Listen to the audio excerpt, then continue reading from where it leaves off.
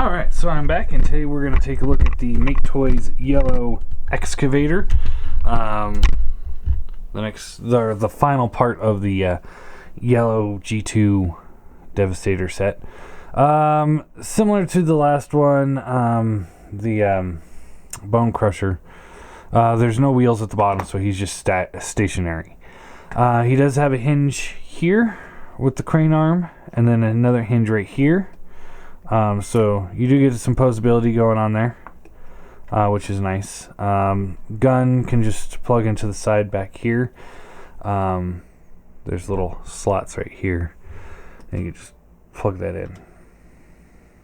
It's like that, sort of.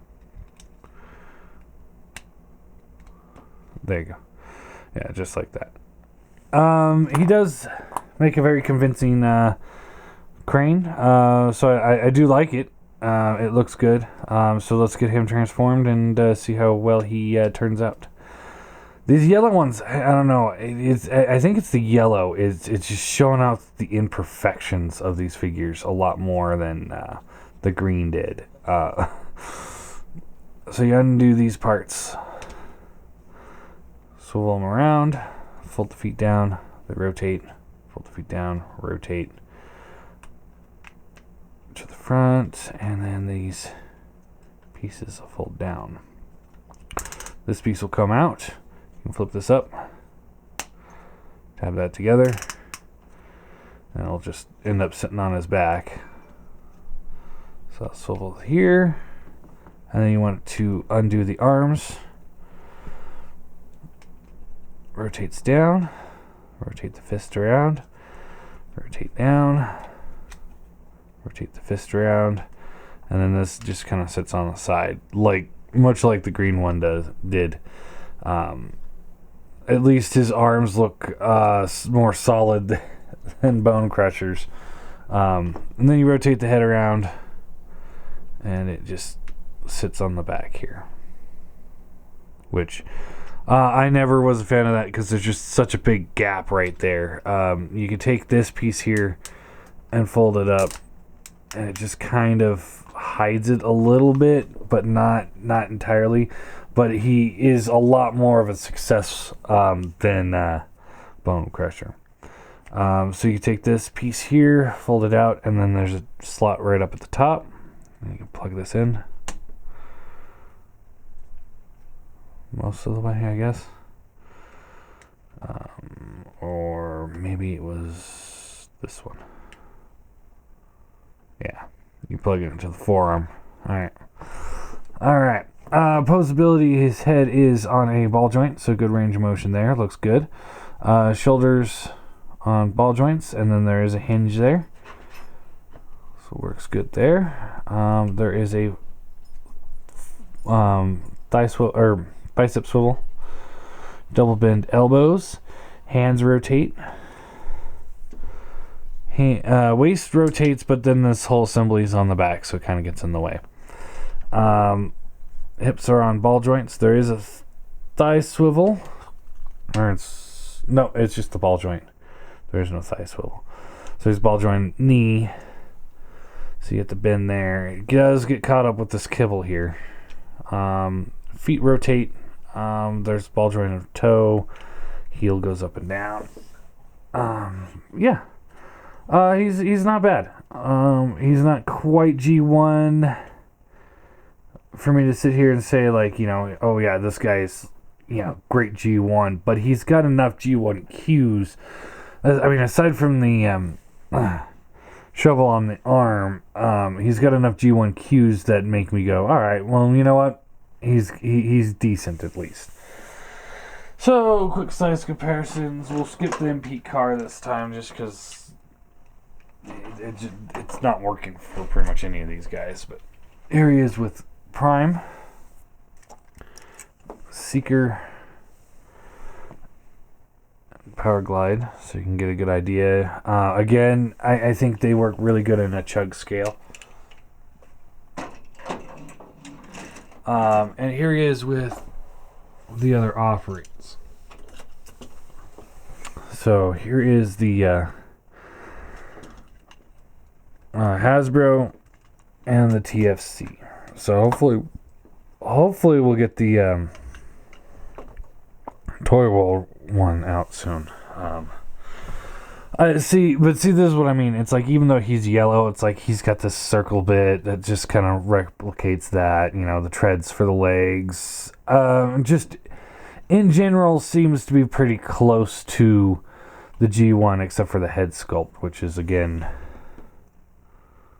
odd. Just odd. I don't get their head sculpt sometimes.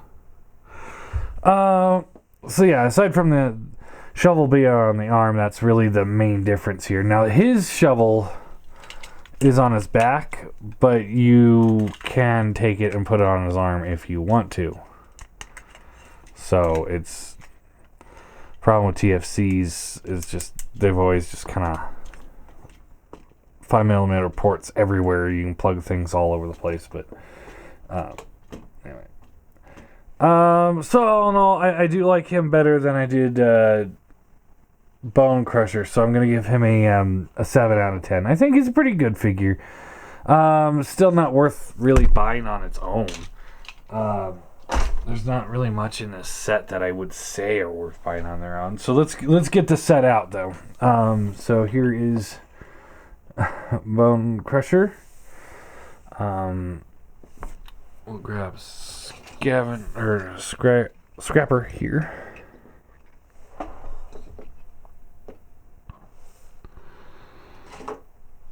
Mixmaster.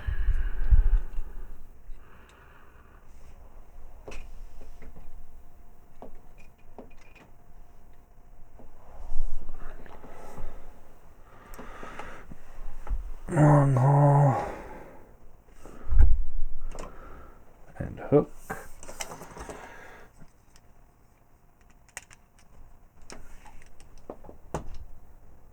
And yeah, there you go. The team looks good.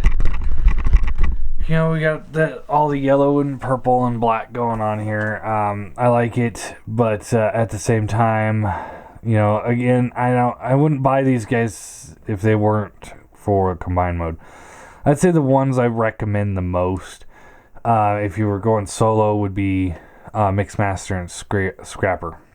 Which, you know, oddly enough, these guys were sold in 2-packs, so those guys were the final 2-packs, so they were actually the best ones.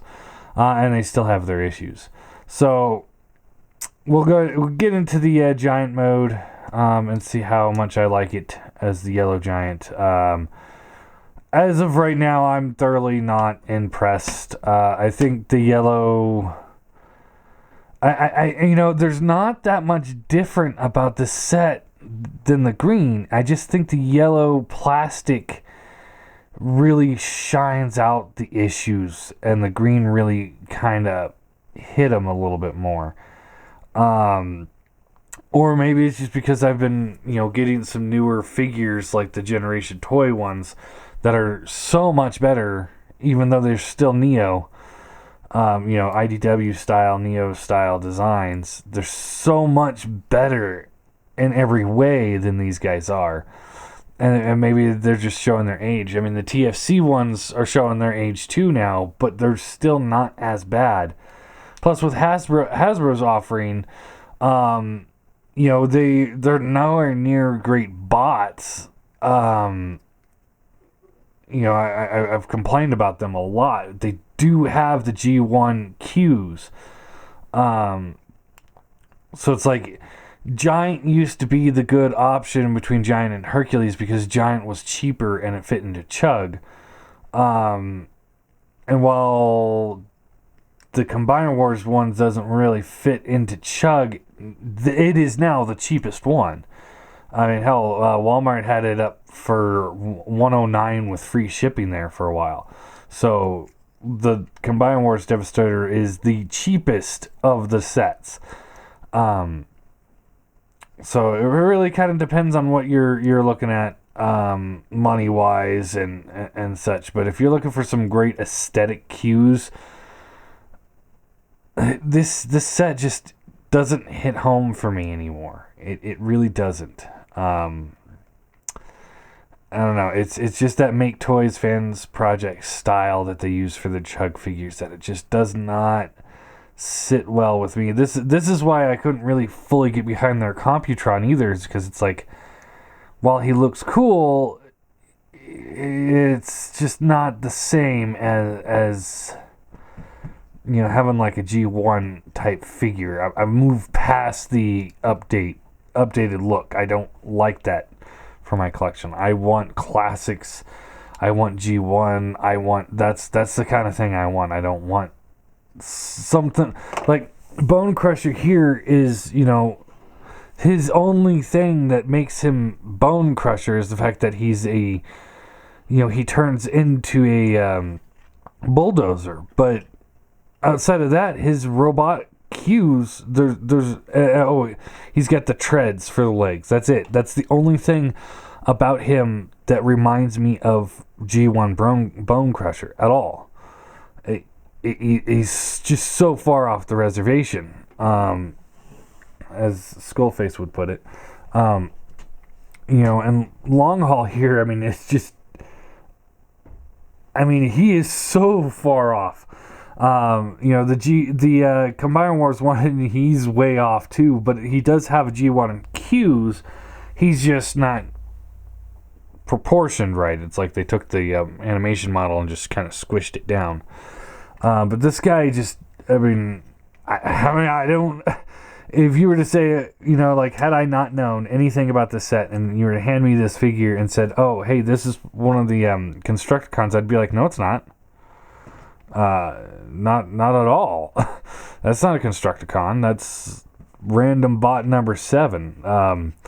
But anyway, I'm done rambling. We'll take a look to see, you know, how Giant looks and how it fares with the yellow set. Hopefully that's where it hits home and I'm going to be like, yes, here we go. Or maybe I'll end up going, putting it on eBay. Not yet, obviously. I won't sell any of the Debbys yet until I get to the, until I finish the Generation Toys and Toy World ones. So, there you go.